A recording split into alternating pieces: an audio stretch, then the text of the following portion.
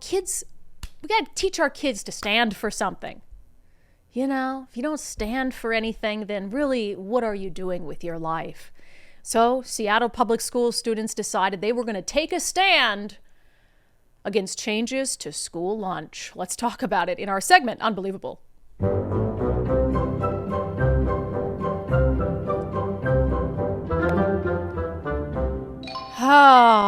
I once had a list compiled of all the things, we'll have to find it. We compiled a list, and by we, I mean Nicole.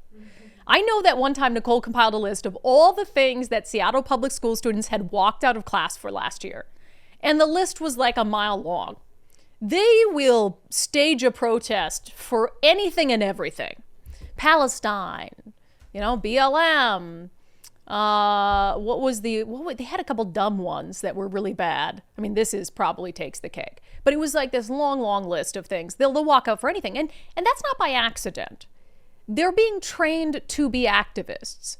I've mentioned Ian Golosh, the activist teacher, who actually took his students to storm the King County Jail in 2020 for a protest over racial justice. And so they're being actively trained to be ideologues by other activists. How many members of Antifa and people who've been arrested at some of these demonstrations turn out to be Seattle Public School teachers? So it's really no surprise. The staff loves it. They're training the next Antifa members of America. So this from the Seattle Times. At lunch policy walkout, Seattle students tell district, listen to our voices. So keep in mind here, school started September 3rd for the Seattle Public School District. September 3rd, took them 10 days to find a reason to walk out of class. And they did this en masse. There were thousands of students who walked out over this. So it says hundreds, but it was thousands. I've seen the pictures. Seattle Times says hundreds of Seattle high school students rallied outside Seattle Public Schools headquarters on Monday to demand that the district drop plans to move to a 2-lunch schedule at all of its comprehensive high schools. On Monday, when some of the high schools were expected to implement the new schedule, hundreds of students left school around 11 a.m. Many took public transit or personal vehicles to rally outside the district's headquarters in Sodo. What do we want? Students chanted during the boisterous protest in the late morning and early afternoon as their numbers spilled into the parking lot and side street. One lunch. When do we want it? Now. Join with me, Nicole. What do we want? One lunch. When do we want it? Now. What do we want? One lunch. When do we want it? Now. It says they need to listen to our voices, said Bailey Jones, an 11th grader at Ballard High School. She held up a sign that read, "You're destroying." Oh, no, it didn't. She held up a sign that read, "You're destroying our communities. No double lunch."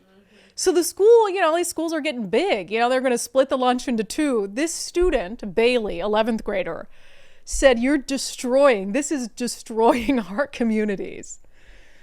What do you do with this? Let's see. Let's keep reading. This is a lot of fun. Evie Gozekas, a senior at Ingram High School and the Associated Student Body president, said the proposal will affect academics and students' ability to retake tests and work with teachers, which often happens during the single lunch period. A 2-lunch schedule will also be distracting because some students will be on break while other students are in the classroom working and teachers are teaching. In its communications, the district has suggested that clubs could meet before and after school. But this student said that's a non-starter for some students, many of whom are involved in sports, and others have commitments during those times. Students have jobs, students need to provide for their families, and it's just completely inequitable for students. It's not a solution. So they walked out and held up signs that said, "You're destroying."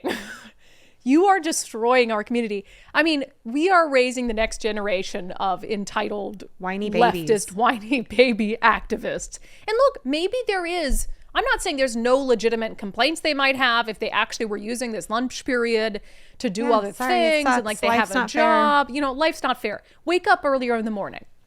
Yeah, that's if you have things to do. I saw another interview on some TV station that said 8:15 is just not feasible. It's just not feasible. for our club. Oh my gosh. Okay, We got to well. sleep. We need our beauty sleep, We you need know? to, you know. Oh my gosh. It's just ridiculous because I mean it's a statewide thing. Go protest in Reichdahl's office. Yeah, it's I a would love that. Reichdahl thing, right? Oh my gosh. Yeah, go protest Reichdahl for something like, I don't know, not giving you an education.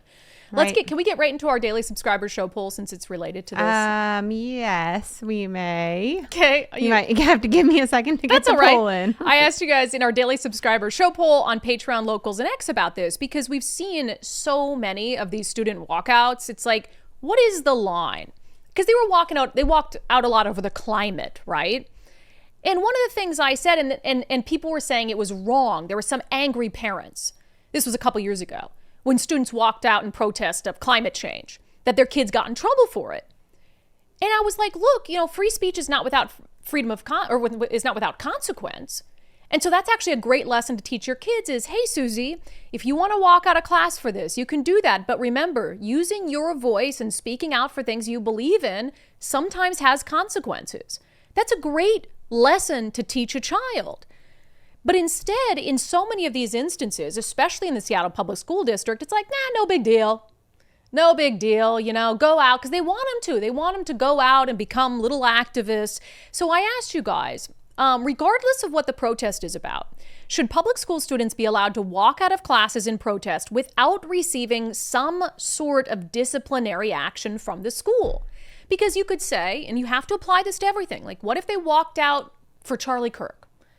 What if versus, walking out for climate change. And so it has to be no matter what it is, right? Because you can't pick and choose. Right. So do you think, Nicole, that kids should be able, like for instance, there was I don't know if they called it a walkout or if they did it during a free period.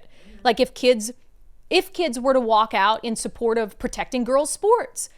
So we'd have to want this to apply to that too. Should they be able to do that without receiving some sort of disciplinary action from the school, be it a tardy or a detention or whatever it is, unexcused absence. So no, I don't think you should be allowed to. These kids might have done it during their lunch period. So I think this may have been that 11 o'clock hour where that is their lunch period. And I think they might have arranged it during their lunch period. But they stayed there into early afternoon. So if they stayed, yes, those are unexcused absences. Absolutely. So no, they have to deal with the consequences of choosing to protest like this. Right, it's a good lesson. And then maybe you'll actually be more choosy about what you take a stand for. Yes. And it's also, not everything under the sun. I'm trying to remember. There was something really, really dumb. I can't remember what it was. Right. If everything's worth protesting, nothing's worth protesting over. Christine, it should count as an unexcused absence.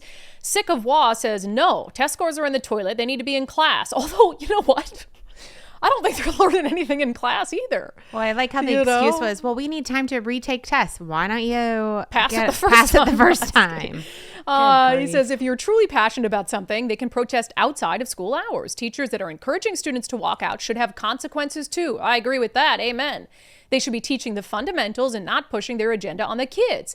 Junie has a different opinion. I say no with the caveat that if they do not want to participate in lessons on gender or sexuality, or if their religious liberties are being violated, they should have the rights to walk out. I disagree. Because again, you're standing up for something you believe in, and you are going to have to learn at an early age that will have consequences, even if it's deeply unfair. Even if it's deeply unfair. Right now, 90% of you are saying, absolutely, if you walk out, there has to be some sort of consequence. That's life.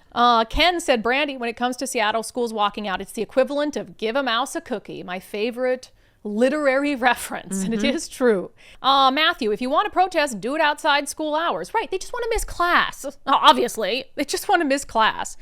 Todd Welch. They just want their way. They think everything should be exactly what they want it to be. Listen to our voices. If we say it, it shall be.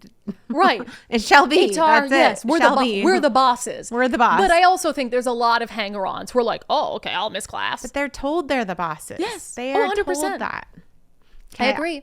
Todd Welch. Did I tell this story on the Sunday show? I don't think I did, but I just feel like I should tell it because I don't think I'm going to be able to research it enough to really do it. But the backpack story. So my cousin. Oh yes, yeah, it's such a good story. But this is what you need to be aware of when you send your kids to school, because my cousin homeschooled our kids for 2 years, and one of them had to go back to school this year, and so she sent him back to school. And the first day of 6th grade, he had to go to special. He's on the spectrum, and he had to go to special ed. And the first day of 6th grade, his teacher got up and told him, when you get home, you clean out your backpack. Your parents have no right to go through your backpack.